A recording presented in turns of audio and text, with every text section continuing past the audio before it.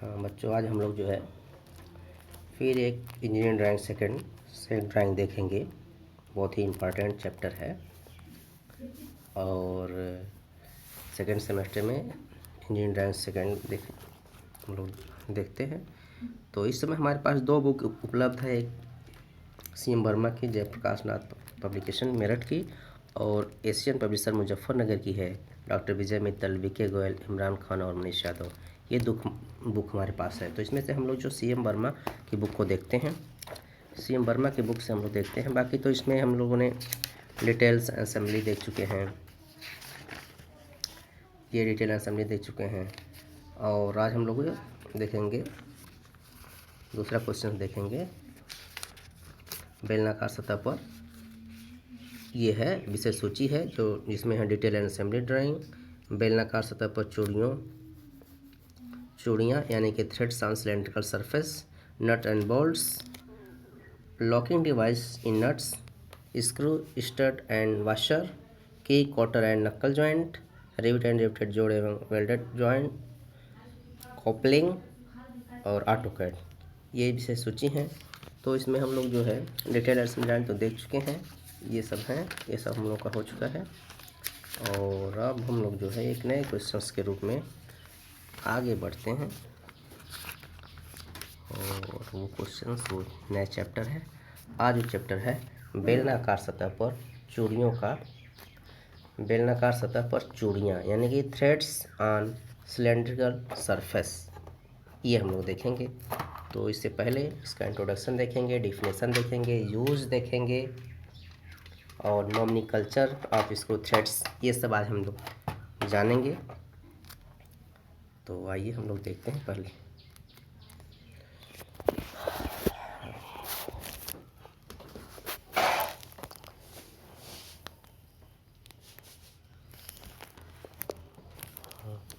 ये बेलनाकार सतह पे चूड़ियाँ, ये चैप्टर है, सेकंड चैप्टर है और इसमें हम लोग देख रहे हैं कि इसमें चूड़ियों के बारे में देखेंगे। तो सबसे पहले हम लोग देखते हैं कि इंट्रोडक्शन के तौर पे हम लोग देखते हैं कि क्या है। लिखा है, यदि किसी बेलनाकार सतह को लेथ मशीन पर बांधकर एक समान गति से घुमाया जाए, फिर एक नुकीले कर्तन औजार यानी कि पॉइंटेड कटिंग टूल को घूमती हुई बेलनाकार सतह पर स्पर्श करते हुए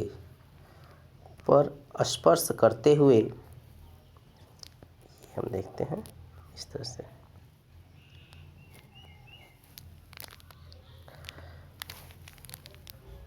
बेलनाकार सतह पर स्पर्श करते हुए समान दाब के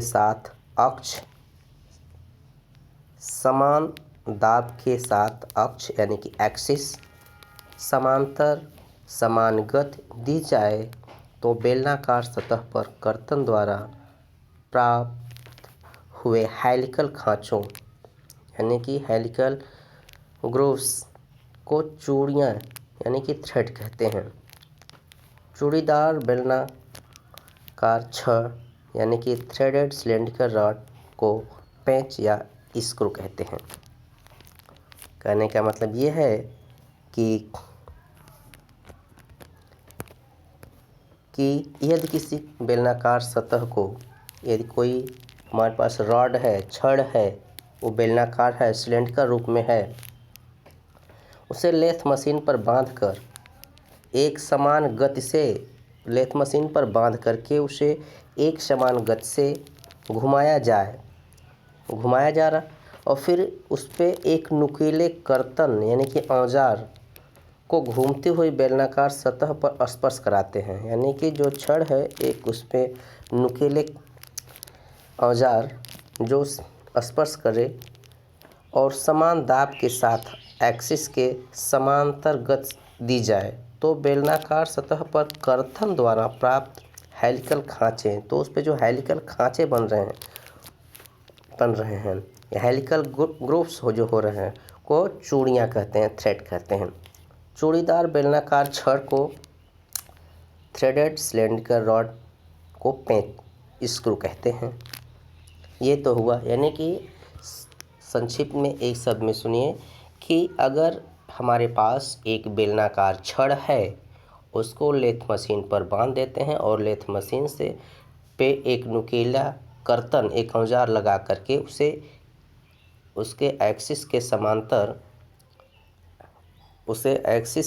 समांतर एक समान गति दे करके घुमा दिया जाए तो ब्लेड जो ये खांचे बनेंगे सिलेंडर पे, रॉड पे खांचे बनेंगे और कुछ खांचे जो उसके कर्तन प्राप्त होते हैं उस पे जो खांचे बन जाते हैं उसी को हम लोग जो है थ्रेड कहते हैं। जो हेलिकल ग्रूव होते हैं उसी को हम लोग थ्रेड कहते हैं। चूड़ीदार बेलनाकार छड़ को पेंच कहते हैं। बेलनाकार छड़ को पेंच यानी कि थ्रेडेड सिलेंड्रिकल रॉड को पेंच या स्क्रू कहते हैं। तो ये तो हुआ उसका इंट्रोडक्शन के बारे में। अब हम लोग देखेंगे कि इसकी डिफिनेशन क्या होती है। इसकी डिफिनेशन के बारे में हम लोग देखेंगे। डिफिनेशन तो क्या है देखते हैं कि कहता है कि डिफिनेशन हम लोग यहाँ से देखते हैं। ये हुआ डिफिनेशन से कहते हैं कि किसी बेलनाकार सतह यानी कि सिलेंड्रिकल सरफेस पर काटे गए हेलिकल खांचों या हेलिकल ग्रूव को पेंच की चूड़ियाँ यानी कि थ्रेड ऑन स्क्रू कहते हैं। ऑन स्क्रू कहते हैं। किसी बेलनाकार सतह पर यानी कि सिलेंड्रिकल सरफेस पर काटे गए हेलिकल खांचों यानी कि हेलिकल ग्रूव को पेंच की चूड़ियाँ यानी कि थ्रेड्स ऑन स्क्रू कहते हैं। उसी को थ्रेड्स ऑन स्क्रू कहते हैं। इसका उपयोग के बारे में हम लोग जानते हैं। ये तो हुआ डिफिनेशन के बारे में। अब इसके उपयोग के बारे में हम लोग जानते हैं। अब हम इसके उपयोग के बारे में जानते हैं। ये डिफिनेशन हो गया। अब हम इसके उपयोग के बारे में जानते हैं। उपयोग क्या है।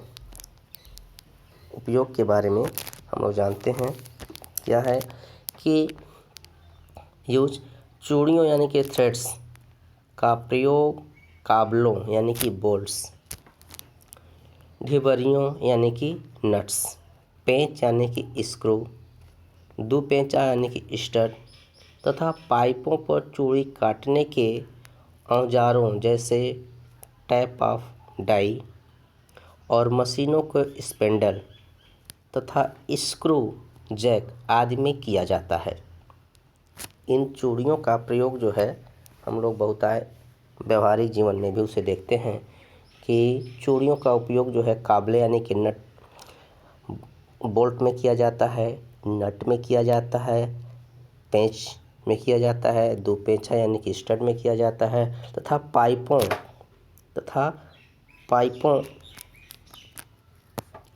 पाइपों में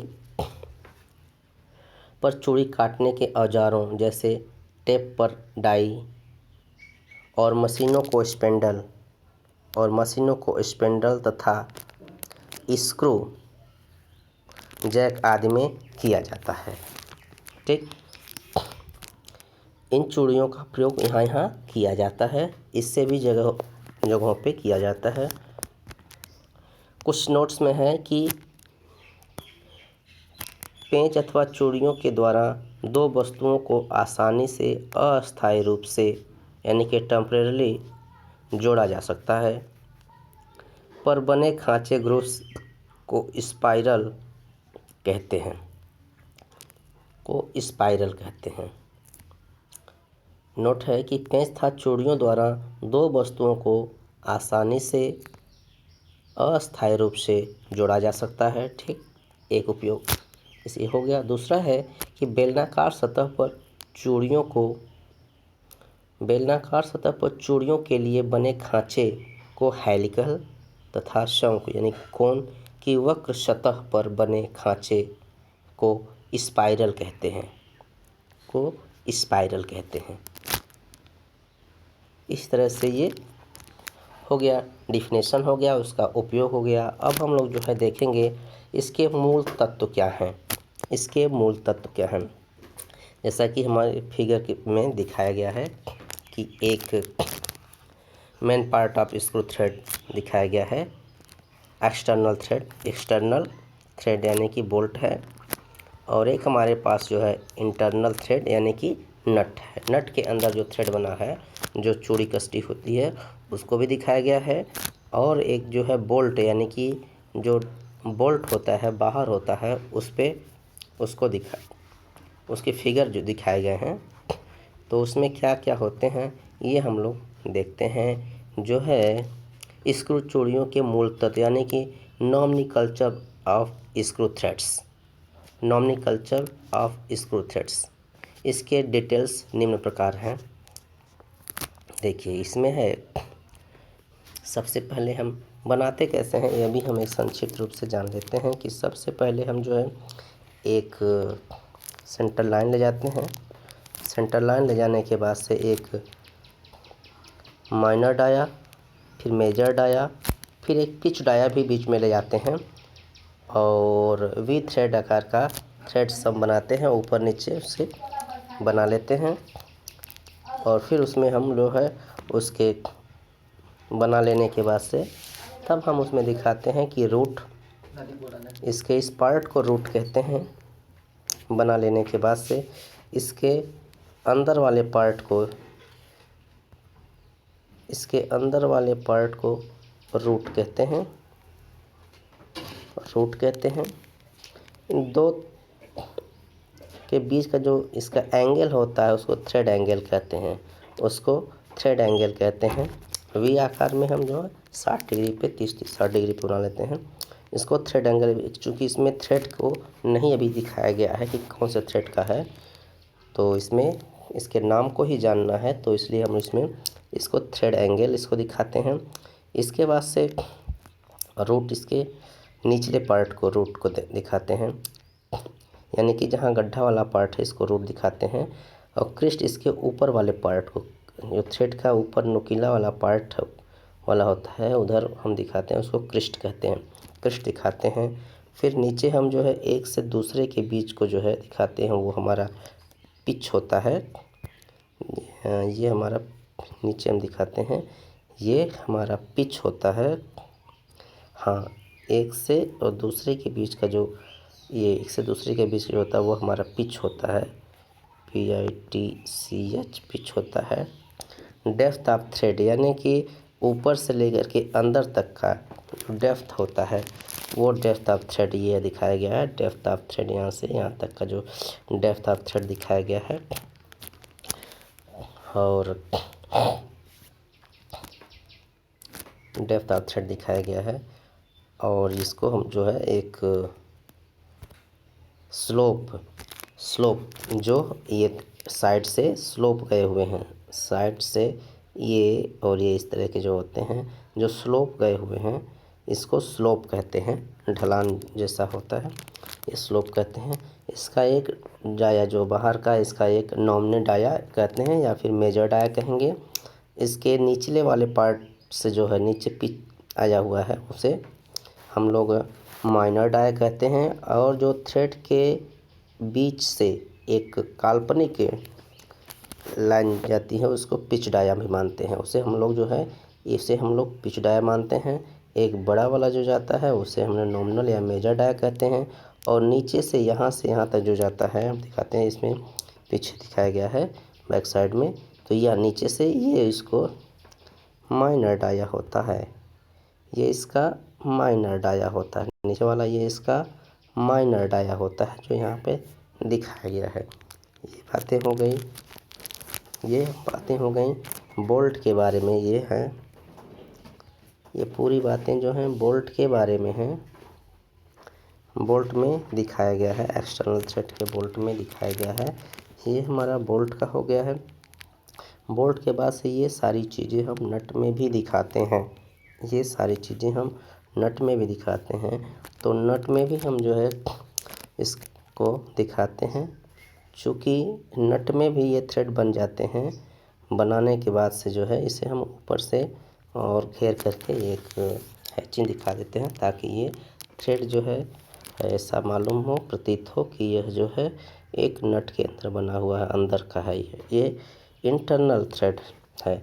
तो इसमें भी ये हमारा यहाँ से देखते हैं कि ये हमारा मेजर डाया माना जाएगा। जो बाहर का है ये हमारा मेजर डाया माना जाएगा, मेजर डाया। इसके नीचे से जो हमारा गया हुआ है ये हमारा माइनर डाया माना है, माइनर डाया माना गया है। ये माइनर डाया माना गया है। ये यहाँ से ये हमारा क्रिस्ट होगा, क्रिस्ट होगा। और इसके नीचे वाले पार्ट से जो अंदर का स्लोप है इसका वो रूट होता है, रूट होता है। ये थ्रेड एंगल माने जाते हैं। इसमें भी ये थ्रेड एंगल माने जाते हैं। ये दोनों के बीच में ये और ये जो होते हैं उसे थ्रेड एंगल, इसे थ्रेड एंगल कहते हैं, थ्रेड एंगल कहते हैं। और ये जो स्लोप जैसे गए हुए हैं यहाँ से, और ये इन दोनों को जो जाते हैं इसको हम लोग स्लोप, इसको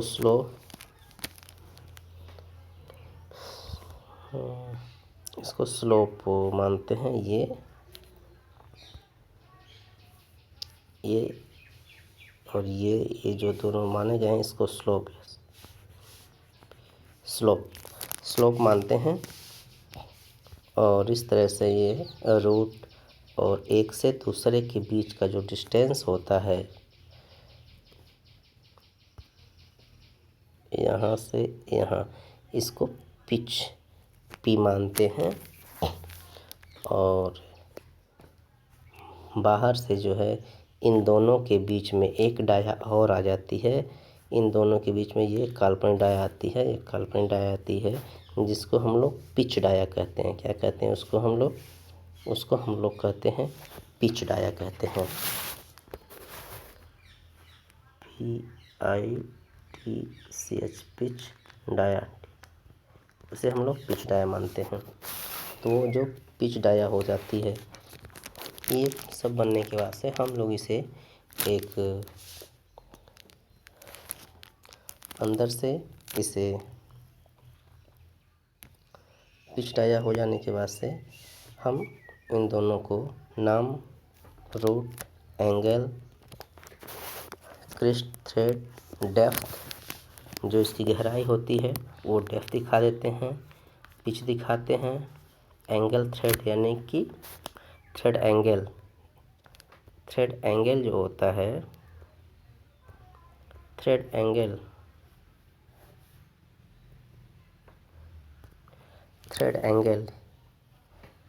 एंगल दिखा देते हैं, पिच दिखा देते हैं, लीड दिखा देंगे कि एक चक्कर पूरा करने के बाद से एक जो लीड आता है। फिर हम मेजर डाया दिखा दिए, माइनर डाया दिखा दीजिए, और स्लोप ऑफ थ्रेड, ये जो स्लोप ऑफ, इधर से स्लोप, इधर का स्लोप ऑफ थ्रेड आप दिखा दिए। पिच डायमीटर यानी कि जो अभी हमने यहाँ पे पिच डायमीटर, इन दोनों के बीच में पिच डायमीटर दिखा दिए। इस तरह से ये हम लोगों ने फ्लैंक, चूड़ी की जड़ तथा शिखर के बीच, क्या surface of between the root and crest जो होता है, रूट और क्रिस्ट का ये फ्लैंक, इसको हमने फ्लैंक या फ्लैंक, ये हमने फ्लैंक दिखा दिए। इस तरह से ये पूरे नाम होते हैं। इन सब चीज़ों को हम एक बार आपको फिर से पढ़ करके सुना देते हैं कि क्या क्या होता है। तो ये देखते हैं,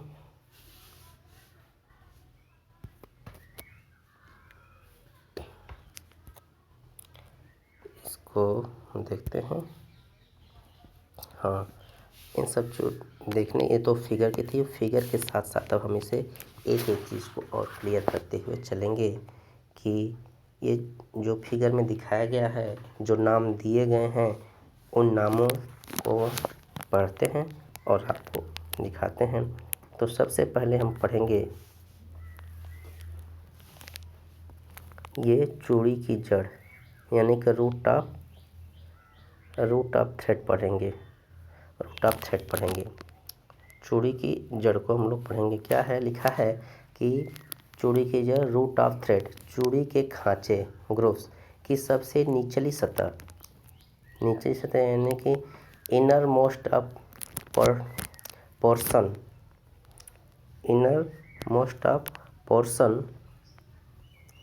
पोर्शन, चूड़ी की जड़, यहाँ से दिखाते हैं। लिखा है कि चूड़ी की जड़, रूट ऑफ थ्रेड, चूड़ी के खांचे की सबसे निचली सतह, चूड़ी की जड़ यानी कि रूट कहलाती है। जो अभी हम लोगों ने देखा कि जो रूट है, जो एक ऊपर एपेक्स या क्रिस्ट कहते हैं, उसके नीचे जो बना हुआ पार्ट है उसको हम लोग रूट दिखाए हैं। अभी जो फिगर में हमने दिखाया है आपको, उसको हम रूट कहते हैं। अब बारी आती है, रूट के बाद से आती है चूड़ी की शिखर, क्रिस्ट ऑफ थ्रेड, चूड़ी का सबसे ऊपरी सिरा, यानी कि आउटर मोस्ट पोर्शन, शिखर यानी कि क्रिस्ट कहलाता है। तो ये हो गया क्रिस्ट के बारे में।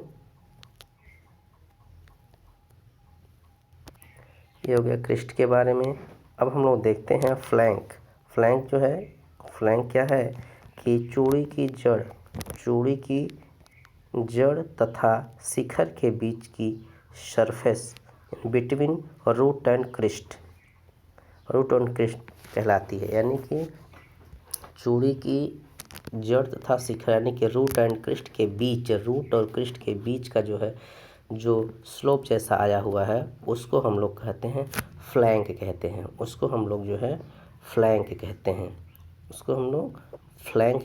वो फ्लैंक हो गया। अब चूड़ी की गहराई यानी कि डेप्थ ऑफ थ्रेड के बारे में हम जानेंगे। डेप्थ ऑफ थ्रेड, चूड़ी की गहराई। डेप्थ ऑफ थ्रेड किसके कहते हैं, ये देखिए। डेप्थ ऑफ थ्रेड को हम लोग जानेंगे कि चूड़ी की जड़ तथा शिखर के बीच की ऊर्ध्वाधर दूरी यानी कि vertical distance between root and crest, और रूट और क्रिस्ट के बीच का जो डिस्टेंस है, उस डिस्टेंस को, यानी कि दोनों कॉर्नर, कहने का मतलब ये है कि एक छोटे से हम दिखा रहे हैं यहाँ पे कि जिस तरह से जो डेप्थ ऑफ, यानी कि इस तरह से ये जो बना हुआ है, तो ये इसके और इसके बीच का जो है, उसी को कहते हैं डेप्थ ऑफ, चूड़ी की गहराई डेप्थ ऑफ थ्रेड कहते हैं, उसको डेप्थ ऑफ थ्रेड कहते हैं। तो ये डेप्थ ऑफ थ्रेड ही हो गया, यानी कि चूड़ी की गहराई, चूड़ी की जड़ तथा शिखर के बीच की ऊर्ध्वाधर vertical distance between the root and crest की चूड़ी की गहराई डेप्थ ऑफ थ्रेड कहते हैं। अब हम आते हैं चूड़ी के कोण पे। चूड़ी के कोण क्या है, चूड़ी का कोण यानी कि एंगल ऑफ थ्रेड्स। चूड़ी के कोण को देखेंगे, इसमें ये है चूड़ी का कोण क्या है। इसे कहते हैं कि किसी एक चूड़ी के फ्लैंक अथवा तिरछी दीवारों के बीच का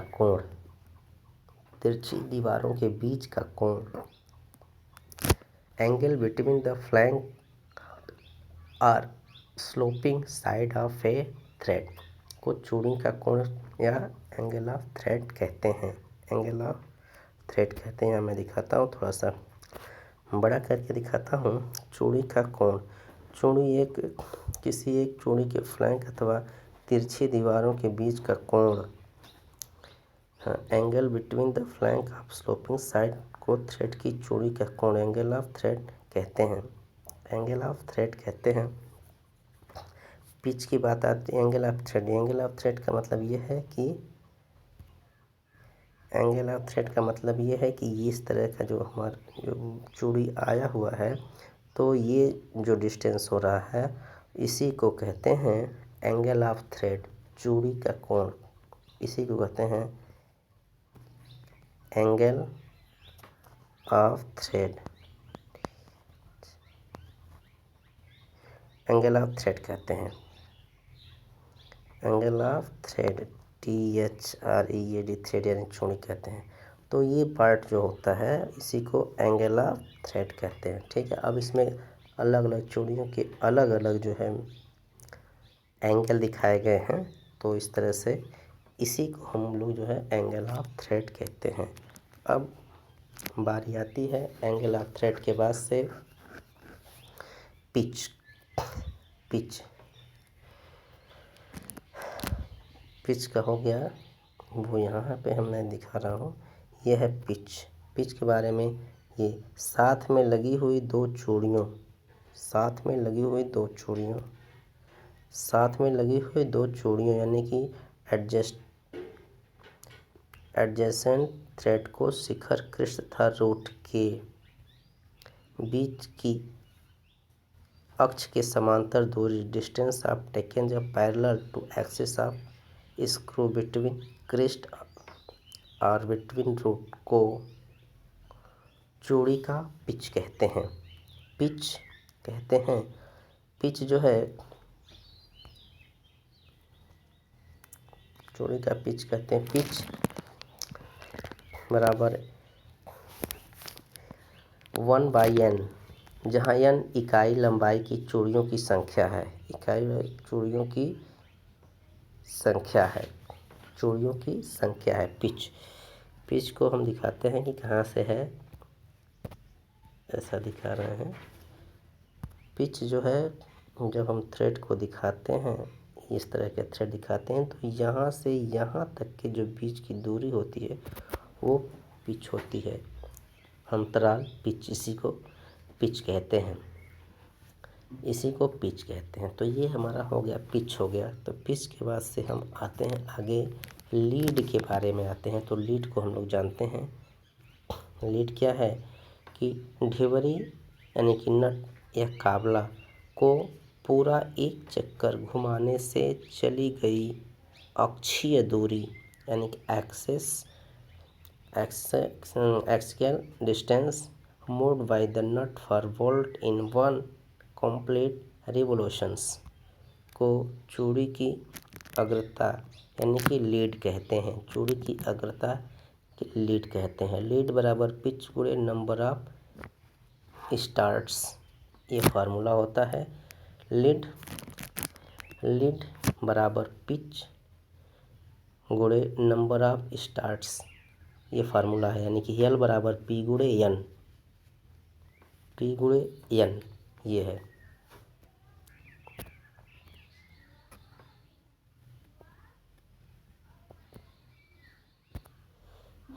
ये फार्मूला है। लीड बराबर पिच गुणे नंबर ऑफ स्टार्ट्स यानी कि L बराबर P गुणे N, ये है N, अर्थात आपका L बराबर P गुणे N, ये इसका फार्मूला हो गया लीड का। अब लीड के बाद से हम आगे आते हैं आकलित या नॉमिनल व्यास, नॉमिनल डायमीटर यानी कि जो नॉमिनल डायमीटर मेरा सबसे ऊपर का बाहरी होता है उसको हम लोग नॉमिनल डाया कहते हैं। उस पे आते हैं तो वो जो है ये है नॉमिनल डाया।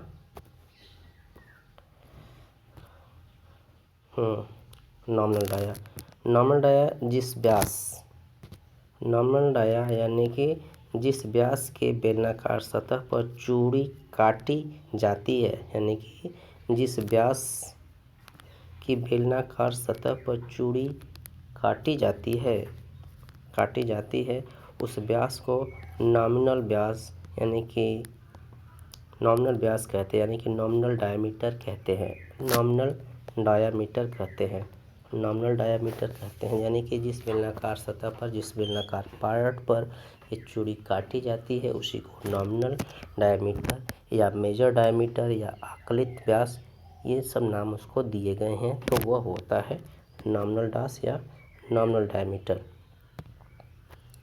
इस तरह से नॉमिनल डायामीटर, नॉमिनल व्यास होता है। नॉमिनल व्यास के बाद से हम लोग जाते हैं, आगे चलते हैं मेजर डायमीटर। ठीक है। अब मेजर बाह्य चूड़ी, मेजर डायमीटर का मतलब ये है कि बड़ा व्यास, यानी कि मेजर बाह्य चूड़ी यानी कि एक्सटर्नल थ्रेड, बाह्य चूड़ी एक्सटर्नल थ्रेड की दशा में बाह्य व्यास या शिखर व्यास को बड़ा व्यास कहा जाता है, जिसको आउटसाइड डायमीटर कहा जाता है या शिखर व्यास या क्रिस्ट डायमीटर कहा जाता है, बड़ा व्यास। मेजर डायमीटर बाह्य चूड़ी यानी कि एक्सटर्नल थ्रेड की दशा में बाह्य व्यास डायमीटर, आउटर डायमीटर या शिखर व्यास कहा जाता है। अब बारी आती है छोटे व्यास की। तो छोटा व्यास भी इसी के नीचे है कि माइनर डाया या कोर डायमीटर, माइनर डाया या कोर डायमीटर, छोटा यह माइनर डायमीटर या कोर डायमीटर, यह चूड़ी का न्यूनतम व्यास, यह चूड़ी का न्यूनतम व्यास होता है। इसे बाह्य चूड़ी यानी कि एक्सटर्नल थ्रेड का मूल या जड़ व्यास, कोर या रूट डायमीटर भी कहते हैं, या रूट डायमीटर भी कहते हैं। यह चूड़ी का न्यूनतम व्यास होता है। इसे बाह्य चूड़ी का मूल या जड़ व्यास भी कहते हैं। चूड़ी का ढाल, चूड़ी की पिच को आधी लंबाई को अथवा लगातार शिखर यानी कि क्रिस्ट का जड़ रूट के बीच की क्षैतिज दूरी को चूड़ी का ढाल यानी कि स्लोप कहते हैं। इसको स्लोप कहते हैं। स्लोप ये जैसे ये पार्ट है, ये है, तो इसको क्या कहते हैं, इसी को स्लोप कहते हैं। ये इन पार्टों को जैसे यहाँ हम दिखाते हैं, ये हो गया और ये हो गया, इसी को स्लोप कहते हैं। स्लोप ऑफ थ्रेड, इन्हीं को, इसी को स्लोप कहते हैं, इसी को स्लोप कहते हैं। Slope of thread, thread, slope of thread कहते हैं। ये स्लोप ऑफ थ्रेड होता है, क्या होता है, ये चूड़ी की पिच की आधी लंबाई को अथवा लगातार शिखर क्रिस्ट जड़ के बीच की क्षैतिज दूरी को चूड़ी का ढाल या स्लोप कहते हैं। आती है पिच, पिच व्यास। पिच व्यास पे हम लोग आते हैं। पिच व्यास ये है कि पिच डायमीटर चूड़ी में बड़े व्यास यानी कि मेजर डायमीटर था छोटा व्यास माइनर डायमीटर के औसत व्यास यानी कि मेन डायमीटर को पिच कहते हैं, अथवा चूड़ी की गहराई के मध्य, चूड़ी की गहराई के मध्य में खींची गई अर्थात पिच रेखा पर बोल्ट रेखा के व्यास की पिच व्यास अथवा प्रभावकारी व्यास इफेक्टिव डायमीटर कहते हैं। इसको इस तरह से समझिए, इसको इस तरह से मैं बना कर दिखा रहा हूँ। इस तरह से देख लीजिए कि जब हम लोग ये थ्रेड बन गया, ये थ्रेड बन गया, तो यह पूरा हमारा, ये हमारा हो गया आउटर साइड यानी कि बड़ा व्यास मेजर डायमीटर। यहाँ से यहाँ तक का भी हो गया, यह मेजर हो गया। और ठीक, और जो नीचे भी हम लोग बनाते हैं, नीचे भी इस तरह का जो बनता है, तो यहाँ और यहाँ इसके बीच की दूरी हो माइनर हो गया, और इन दोनों के बीच, यहाँ से बीच के बीच का और इसके बीच के, इन दोनों के बीच का जो आता है, ये जो आता है, ये हमारा होता है दोनों थ्रेड के बीच का जो पार्ट होता है, उसी को हम लोग जो है पिच डायमीटर कहते हैं। पिच डायमीटर कहते हैं, उसको हम लोग पिच डायमीटर कहते हैं। इस तरह से ये हमारा नॉमिनोकल्चर जो है हम लोगों ने समझ लिया। नॉमिनोकल्चर को हम लोगों ने समझ लिया, जान लिया। और ये थ्रेड के नाम के बारे में है कि थ्रेड के ये पार्ट होते हैं। थ्रेड के ये पार्ट होते हैं, जैसे थ्रेड हो गया, ये थ्रेड हो गया, ये थ्रेड के ये पार्ट हो गए, ये नाम थे। और उन्हीं का ये सब जो है आगे इन सबों के बारे में ये जो बताया जा रहा था,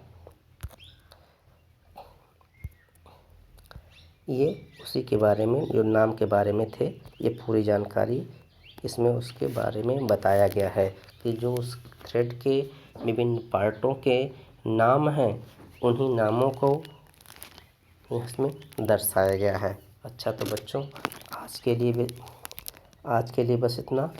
नेक्स्ट हम लोग जो है फिर देखेंगे। आशा करता हूँ कि आप लोगों को यह समझ में आया होगा।